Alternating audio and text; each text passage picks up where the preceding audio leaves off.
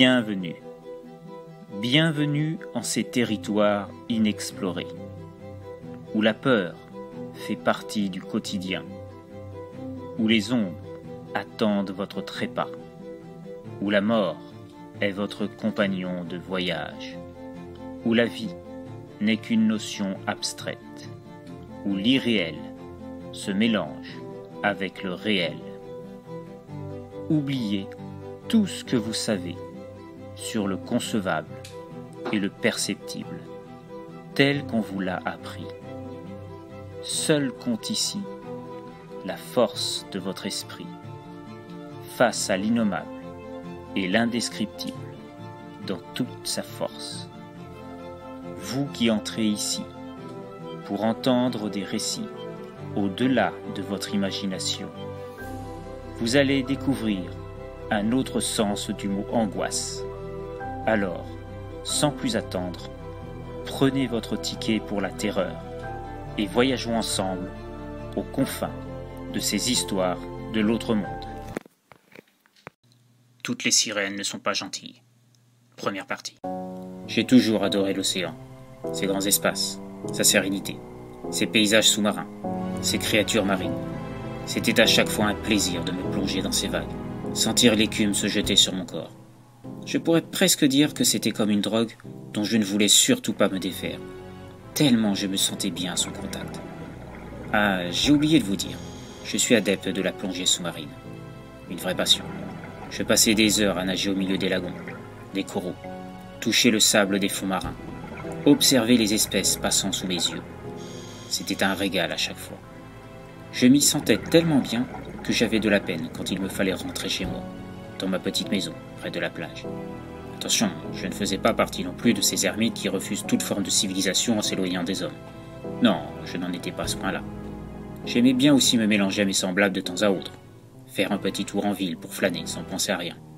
Aller voir mes amis qui étaient toujours heureux de me voir débarquer en un lieu autre que les surfaces bleutées de la mer et ses habitants. C'est juste que je me sentais vraiment en osmose au fond de l'eau, parmi les coquillages, les algues bougeant au rythme des courants marins. Pour moi, c'était le symbole même du bonheur absolu. Je pense que si j'avais pu choisir, je serais devenu Triton ou quelque chose d'assimilé. Pourquoi je vous parle de tout ça? C'est parce que je sais que là où je suis maintenant, il ne me reste plus beaucoup de temps à vivre. Et je sais parfaitement que je ne pourrai plus jamais vivre tout ça, à mon grand désespoir. C'est aussi la raison pour laquelle je vous décris tout ça au passé, comme si je revivais mes meilleurs moments avant de partir. Une façon pour moi de m'en aller avec mes meilleurs souvenirs. Une nostalgie qui me fait oublier un peu que dans peu de temps, ma vie va s'éteindre pour avoir été trop naïf, persuadé que je pouvais être aimé par un des habitants de cet océan que j'aimais tant. De quoi je parle? Je ne sais pas si je dois vous en parler. Vous allez sans doute me prendre pour un fou, ou bien penser que je me shoote à je ne sais quelle substance illicite. Rassurez-vous, je ne suis pas fou. En tout cas, je ne pense pas l'être. Je ne l'étais pas en tout cas, juste avant que je la rencontre. Celle qui a changé ma vie en tout point. La femme qui a complètement transformé ma vision de cet univers liquide que je considérais comme mon vrai foyer. Qui était-elle, vous allez me demander? J'hésite encore à vous le dire. Certains diraient qu'est-ce qu'elle était. Avant de la rencontrer, je pensais que son espèce était une légende. Le genre d'histoire qu'on raconte aux petits garçons pour qu'ils s'endorment plus facilement. Une créature qu'on rêve de rencontrer, avec qui on espère pouvoir vivre intensément une grande histoire d'amour. Tellement le nom même de sa nature fantastique vous fait briller les yeux. Mais je vous ai fait assez patienter. Je vais vous dire qui elle était. Ce qu'elle était. L'amour d'une vie. Magnifique. Irréelle. Fabuleuse. Je crois qu'il n'existe pas assez de mots pour la décrire. Une chevelure brune, tombant jusqu'au bas du dos. Étincelante une fois livrée aux rayons du soleil. Un visage qui ferait damner un saint, tellement sa peau était d'une netteté et d'une perfection à rendre jaloux un miroir. Son petit nez retroussé parvient encore à faire chavirer mon cœur, rien que d'y penser. Ses lèvres que j'ai tant goûtées avaient le don de me faire oublier tout et n'importe quoi, quand elle daignait les offrir aux miennes. Ces courbes voluptueuses qui s'offraient à mes yeux à chaque matin au réveil qui me faisaient douter d'être encore dans la réalité.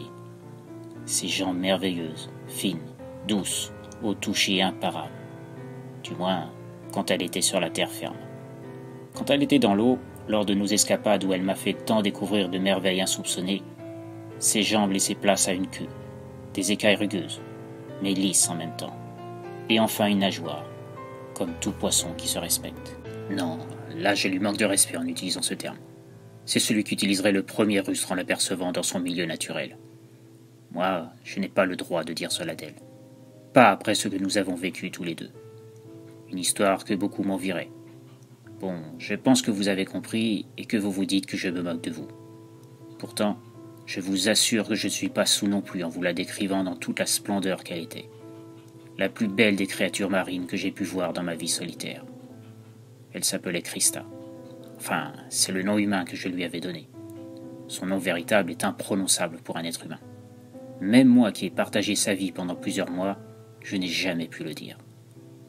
Pour en revenir à ce que je disais précédemment, et pour être sûr que vous ayez bien compris, Christa était une sirène, avec tout ce que cela implique de féerique. Je sais ce que vous allez dire. Les sirènes, ça n'existe pas, tout comme les serpents de mer, les krakens et autres créatures maritimes. Pourtant, je vous assure que je ne suis pas fou. Ou alors, après tout ce temps passé à deux, je suis fou depuis bien longtemps. Ce n'est pas totalement faux d'ailleurs. J'étais vraiment fou d'elle. Si vous l'aviez vue vous aussi, vous comprendriez mieux. Comment ne pas tomber amoureux d'une telle beauté? Mais peut-être voudriez-vous savoir comment je l'ai rencontrée. J'y venais. Je n'ai pas besoin de chercher très loin dans mes souvenirs, car cette rencontre est restée gravée dans ma mémoire. Je faisais ma plongée quotidienne au large des plages de Tampa, la ville où j'habite, même si je suis assez éloigné des premières maisons la constituant. Cela faisait environ 1 heure que je nageais, quand je la vis. Au début, je crus que j'avais dosé trop fort la teneur en oxygène de ma tenue plongée et que je commençais à avoir des hallucinations. Ce qui aurait pu être le cas, vu la profondeur à laquelle je me trouvais. Je fermais les yeux et secouais la tête, comme si le trop-plein allait disparaître comme par magie. Je sais, c'est idiot, mais sur le coup, c'est la première idée qui m'est venue en tête. Mais je n'étais pas soumis à l'ivresse des profondeurs, ou quoi que ce soit qui aurait pu expliquer la vision que j'avais devant moi. Elle était bien là, sa chevelure flottant au gré des courants, les écailles de sa queue brillant sous l'effet de ma torche. Elle était magnifique. Elle aussi m'avait vu. Et bizarrement, elle ne bougeait pas. Est-ce qu'elle avait l'habitude de voir des humains? C'était peu vraisemblable, vu que j'étais le seul à plonger dans cette partie de l'océan. Non, il y avait autre chose, et je compris vite ce que c'était. Le bout de sa queue était coincé sous un rocher. Le résultat sans doute d'un tremblement de terre sous-marin qui avait dû faire basculer le dit rocher, et l'avait surprise au point de se faire piéger de cette manière. J'hésitais à m'approcher car je sentais bien qu'elle semblait affolée de ma présence. Je tentais de la rassurer en lui faisant des gestes amicaux et en essayant de lui faire comprendre que je voulais l'aider, en montrant le rocher. Au bout d'un instant, la panique dans ses yeux que j'avais pu observer avait disparu. Elle semblait comprendre que je ne lui voulais aucun mal.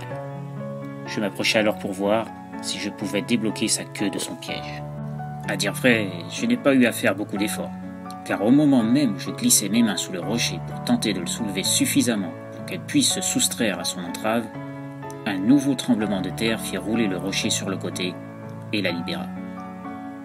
À peine libérée, elle remonta de quelques mètres, comme pour s'enfuir.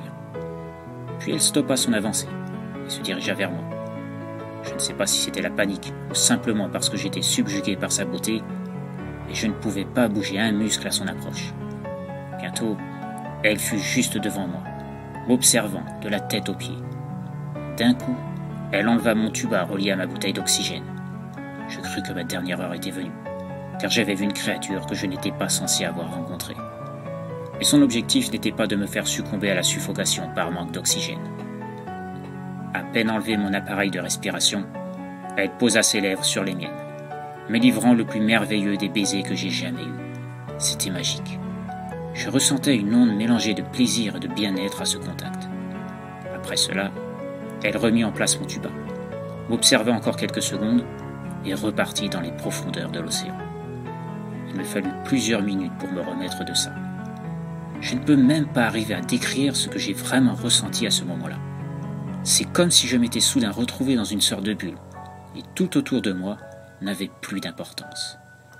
Quand je repris enfin mes esprits, elle avait disparu, et je me demandais encore si je n'avais pas rêvé. Et je savais que non. Le goût de ses lèvres était encore présent sur les miennes. C'était une sensation qu'on ne peut pas oublier. Je remontais alors vers mon bateau, tout en prenant garde de respecter les paliers de décompression, malgré le choc de cette rencontre pas comme les autres. N'importe qui aurait pensé comme moi. C'est-à-dire qu'il semblait évident que je ne reverrais jamais cette créature angélique, tellement notre rencontre était due au fruit du hasard. Mais je me trompais, et Krista allait bientôt me retrouver, mais pas sur le même terrain que notre premier contact. 3 jours plus tard, alors que je revenais d'une nouvelle plongée, durant laquelle je dois bien vous avouer que j'avais tenté de retrouver ma magnifique sirène sans le moindre succès, et alors que je commençais à ranger mon matériel dans la petite remise à côté de la maison, je vis une silhouette qui se dessinait sur la plage en contrebas du surplomb où se trouvait ma demeure. Il n'était pas rare de voir des amoureux ou des ivrognes se retrouver sur la plage à cette heure-là, et j'étais loin de m'imaginer que ce pouvait être autre chose. Pourtant, la silhouette semblait avoir une démarche différente d'un soulard, et encore moins de la moitié d'un couple venant au rendez-vous donné par sa dulcinée. Son pas était assuré et rapide, et semblait très clairement savoir où aller. Avec la pénombre, je ne voyais pas bien qui pouvait bien s'avancer d'une démarche aussi décidée à cette heure du soir, en dehors de ceux que j'avais l'habitude de voir déambuler sur la plage. Je me décidai alors à aller chercher une paire de jumelles, afin d'élucider ce petit mystère. Mais quand je revins pour tenter de voir de qui il s'agissait, la silhouette avait disparu. Bon, après tout, ce n'était peut-être qu'un amoureux qui venait de voir sa fiancée cachée dans l'ombre du promontoire rocheux, et trop pressé de la revoir, avait accéléré le pas. Je ne m'inquiétais pas plus de ça, et rentrai chez moi. Et puis, peut-être 1 heure plus tard, j'entendais du bruit venant de l'entrée. Comme j'avais l'habitude de ne jamais fermer à clé, vu que personne ne venait jamais en haut du promontoire, cela pouvait être un petit voyou connaissant cette information, loin d'être secrète, vu que tout le monde en ville le savait. Heureusement, j'avais malgré tout de quoi affronter une telle situation, et sortis mon Browning de sous mon oreiller. Une vieille habitude que je tenais de mon père. Je sortais de ma chambre et descendais lentement les escaliers, afin de ne pas alerter mon visiteur inopportun. Arrivé en bas, je cherchais une ombre, une silhouette, n'importe quoi qui puisse m'indiquer une présence. Je ne tardais pas à voir ce que je cherchais, même si le mot « voir » était un bien grand mot au vu de la pénombre. Je chargeai mon pistolet et indiqua à mon visiteur de se tenir tranquille, pendant que j'appuyais sur l'interrupteur, afin que je puisse voir de qui il s'agissait. Et là, la stupeur fut à son comble. Devant la porte d'entrée, presque immobile, se tenait la sirène. Mais contrairement à notre première rencontre, elle avait 2 jambes bien humaines qui lui permettaient de se tenir debout, face à moi. Elle était aussi belle que dans mon souvenir. J'étais tellement sous le charme que j'étais incapable de bouger d'un centimètre. Un peu gêné aussi en même temps, car elle était nue comme un verre, augmentant encore plus son irradiante volupté. Je relâchai la pression sur la gâchette de mon pistolet et posai celui-ci sur le petit meuble, près de l'escalier. À dire vrai, je ne savais pas trop quoi faire. Est-ce qu'elle comprenait mon langage? Comme pour répondre à ma question, elle s'approcha doucement vers moi, en me disant de ne pas avoir peur, qu'elle ne venait pas pour me faire du mal. Elle voulait juste apprendre à plus me connaître, et me remercier de l'avoir libérée du rocher. J'étais paralysé. C'est comme si j'étais revenu à mes années lycée, lors de la première nuit passée avec ma fiancée de l'époque, juste après le bal de promo. Elle était maintenant tout près de moi, à quelques centimètres seulement, me regardant fixement dans les yeux, avant de me caresser les cheveux. Puis elle m'embrassa, tendrement, passionnément, avant de commencer à déboutonner mon pyjama, tout en continuant à me regarder, avec un regard qui en disait long sur ses intentions envers moi. Après ça, je ne me souviens plus très bien de ce qui s'est passé. Je me souviens juste de nos corps se mélangeant sur la petite table du salon, puis sur le tapis devant le canapé. Une fusion charnelle comme rarement j'en avais connu, d'une intensité hors de toute explication scientifique. C'était comme un rêve devenant réalité. Un fantasme fou qui s'était développé suite à notre première rencontre, qui prenait forme d'une manière inattendue. Je ne sais pas combien d'heures notre union a duré, mais je me réveillai le lendemain matin dans ma chambre, seul.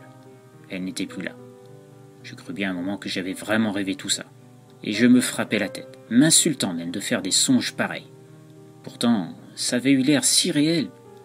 Tout à mes questions, et alors que je m'apprêtais à me lever, le rêve reprit forme. Elle était là. Elle m'expliqua qu'elle n'avait pas voulu me réveiller, et qu'elle en avait profité pour visiter la maison, et découvrir toutes ces merveilleuses choses qui constituaient le monde humain. Elle avait tant de questions à me poser. C'était comme une enfant, dans un corps d'adulte. Une déesse de beauté qui m'avait ensorcelé. Et les jours qui suivirent furent du même niveau. Je lui apprenais les rudiments de la vie humaine, et elle m'en apprenait plus sur son espèce, ses coutumes, son mode de vie, ses techniques pour chasser. C'est ainsi qu'elle m'apprit qu'elle faisait partie d'un clan qui était rejeté par les autres tribus de leur espèce. Quand je l'avais rencontrée, elle était en charge d'une mission pour sauver son peuple de l'extinction, afin que celui-ci ne disparaisse pas. Et que depuis qu'elle m'avait rencontré, cette mission était passée au second plan, qu'elle n'avait pas cessé de penser à moi, qu'elle avait recherché où j'habitais, grâce à mon odeur. C'est ainsi qu'elle était arrivée ici. À présent, elle voulait vivre avec moi, avec les humains. Elle sentait que c'était ici que serait sa place désormais. Elle en était persuadée. Elle avait l'air tellement sincère. Comment aurais-je pu penser un seul instant que l'ange de bonté qui se trouvait devant moi cachait quelque chose de bien plus dangereux que son apparence pouvait montrer, et que contrairement à ce qu'elle m'avait dit, elle n'avait absolument pas mis sa mission au second plan. Dans les jours suivants, j'allais vite découvrir sa vraie nature, et celle-ci était loin d'être aussi idyllique que je l'imaginais, et que tout le monde pensait savoir sur son espèce. Une nature bien plus terrible et mortelle que n'importe quel prédateur au monde, même les plus voraces. Je découvris de quoi elle était capable quelques jours plus tard, alors que j'avais entrepris de lui faire découvrir comment se constituait une vie humaine. Une erreur que j'allais regretter amèrement, du plus profond de mon être. Une erreur qui allait mettre en péril toute la communauté de ma petite ville dans les mois qui allaient suivre, et peut-être plus encore. Si j'avais pu découvrir son secret plus tôt, peut-être aurais-je pu éviter les événements qui allaient arriver. Mais pour ça, j'aurais été obligé de la tuer. Et je sais très bien, aujourd'hui encore, que ça m'aurait été impossible, malgré tout ce que je sais d'elle à ce jour. Pour reprendre mon récit, ce jour-là, nous sommes donc partis en ville, après que j'ai eu toutes les peines du monde à lui faire admettre de porter des vêtements. Au départ, elle avait refusé catégoriquement, rétorquant que le corps des sirènes était fragile et avait besoin de respirer en permanence. Des habits risquaient d'empêcher sa peau de respirer et la faire assécher, ce qui pouvait être dangereux pour elle. Je finis par lui faire comprendre que chez les humains, pour être comme tout le monde, on ne se baladait pas en tenue d'Ève. Ça ne se faisait pas. Après d'intenses négociations, elle accepta finalement de porter un short et un sweat à manches courtes, afin de laisser le plus possible sa peau être en contact avec l'humidité de l'air. Ce n'était pas la première fois que j'avais dû recourir à des discussions un peu animées. Auparavant, comme elle avait également besoin de mouiller sa peau au sel de mer, il a fallu lui faire comprendre d'aller se baigner à des heures discrètes, où il y avait peu de chances de croiser des humains qui la verraient se promener le plus naturellement du monde, nue sur la plage. Au final, il fut convenu qu'elle prendrait un bain de mer le matin à 5 heures, et le soir après minuit. Bref, une fois en ville, autant vous dire que sa présence à mes côtés attisa les plus vives conversations, tout le monde se demandant où j'avais bien pu rencontrer une telle beauté. Il y avait aussi beaucoup de jalousie de la part des groupes de jeunes, qui ne comprenaient pas ce que Christa faisait avec un type comme moi. Ah oui, j'ai oublié de vous dire comment j'ai trouvé son prénom. Elle a essayé de me faire prononcer son vrai prénom, constitué principalement de voyelles, totalement imprononçables. Je cherchais donc un prénom à lui donner, plus accessible pour l'oreille humaine. Au même moment, à la télévision, passait un vieux dessin animé, Les aventures de Zach et Christa. Elle me dit qu'elle aimait beaucoup ce prénom. Le C du prénom devint par la suite un K, à la suite d'un apprentissage de notre langue un peu hasardeux, que je vous conterai ultérieurement. Donc, alors que nous nous étions rendus dans plusieurs boutiques afin de renouveler le stock de nourriture, Christa étant très gourmande en viande, ce qui aurait pu me donner une première alerte. Je m'étais dit qu'elle découvrait tout juste notre monde, et que tout était nouveau pour elle. Je ne pouvais pas la freiner là-dessus. Mais elle engouffrait tout de même plusieurs kilos de viande par jour. C'était impressionnant. Forcément, mes réserves se sont vite trouvées à sec. D'où la sortie en ville. Après les courses, et alors que nous étions sur le chemin du retour vers notre maison, Billy et sa bande de petits cons nous attendaient à l'orée du bois. Passage obligé pour se rendre vers le lieu de notre habitation. J'avais bien remarqué en ville que Billy bavait au passage de Christa. Je l'avais même entendu la siffler, et lui demander de venir avec lui plutôt qu'avec ce vieux, en parlant de moi. Et comme j'avais demandé à Christa de ne pas faire attention, je pensais que ça en resterait là, à force de l'ignorer, qu'il se lasserait. Ce ne fut pas le cas. Je tentais de forcer le passage du petit groupe, tout en gardant Christa près de moi. Mais ils me mirent à terre, pendant qu'un des membres du groupe bloquait les bras de Christa. Billy commença à me donner des coups de pied, en me disant que c'était pour m'apprendre à l'avoir ignoré en ville. C'est là que le cauchemar a commencé. Billy continuait à me frapper de plus belle. Je hurlais de douleur, et ça le faisait rigoler. Je tentais de chercher Krista du regard. Et ce que je vis, encore maintenant, ça me glace le sang. Krista, en voyant Billy me faire du mal, s'est littéralement transformée. Et le mot transformé n'est pas peu dire. Ses yeux se sont allongés en forme d'amande, laissant apparaître un iris semblable à celui des chats, mais en plus prononcé, et surtout d'un bleu presque luminescent. Sa bouche s'est déformée, s'allongeant elle aussi vers le bas jusqu'à devenir une ouverture béante, où émergeaient peu à peu des rangées de dents acérées, de forme triangulaire, comme les requins. Sa peau devint écailleuse et dure, tournant au marron, avec des veines noires qui ressortaient. Ses oreilles s'étaient recroquevillées sur elles-mêmes, comme si elles rentraient à l'intérieur du crâne. À la place, des branchies ressortirent, dont les valves bougeaient en permanence, comme si elles aspiraient l'air environnant pour mieux s'imprégner de la puissance des vents. Ses jambes prirent la même aspérité que les bras, et les chaussures qu'elle portait explosèrent sous le coup de l'allongement de ses pieds, devenus palmés et parés de griffes à leur bout. À la vue de la transformation de Krista, l'ado qui tenait celle-ci tenta de la lâcher, et celle-ci se retourna d'un coup et prit la tête de ce dernier dans sa gueule devenue encore plus béante, l'écrasant sous la puissance de sa mâchoire pendant qu'elle arrachait les deux bras du jeune garçon avant de les envoyer valdinguer sur les côtés. Le pauvre gars n'eut même pas le temps de comprendre ce qui lui arrivait et qu'il était déjà mort. Les deux autres gamins présents tentèrent de s'enfuir, mais Krista les rattrapa et leur fit subir un sort guère plus enviable. L'un vit ses côtes sorties de son corps par une des mains monstrueuses de Krista, pendant que l'autre fut décapité net par son autre main. La tête roula jusque dans les fourrés avoisinants. En voyant ça, Billy criait comme un dératé, me demandant d'arrêter ce monstre, qu'il s'excusait, qu'il ne l'emmerderait plus jamais. Il demanda à Krista de le laisser partir, qu'il ne voulait pas mourir. Et Krista ne semblait pas entendre les supplications de Billy, ou du moins ne le voulait pas. Elle s'approcha de lui et lui demanda si elle l'excitait toujours autant sous cette forme, tout en glissant sa main dans le pantalon de Billy, qui ne parvenait plus à dire quoi que ce soit, tellement il était terrorisé. D'un coup, Krista arracha les attributs reproducteurs du garçon et lui montra en lui disant que maintenant il ne lui servirait plus à rien. Billy s'effondra au sol, se tenant le trou laissé à la place, suppliant encore Krista de le laisser en vie. Mais celle-ci se pencha vers lui et plongea sa main cauchemardesque à travers son crâne, le défonçant sans le moindre effort. Je regardais Krista, complètement en proie à la panique la plus totale, tellement j'avais peur de subir le même sort. Comme si elle semblait comprendre, elle me regarda et me rassura, me disant que jamais elle ne pourrait me faire le moindre mal. Juste après, le cauchemar continua.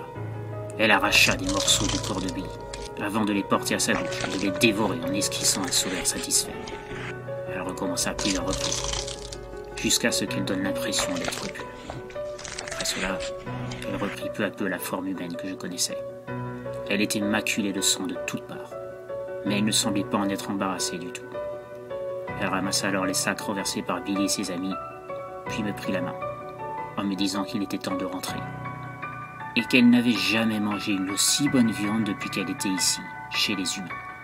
Je n'osais pas dire un mot, tellement je n'arrivais pas à croire ce que je venais de voir. Mais ce n'était qu'un début, et bientôt, l'appétit vorace de Krista allait faire encore plus parler de lui, étant à l'origine d'une série de meurtres, tous aussi horribles les uns que les autres, et mettant les autorités de la ville en effervescence.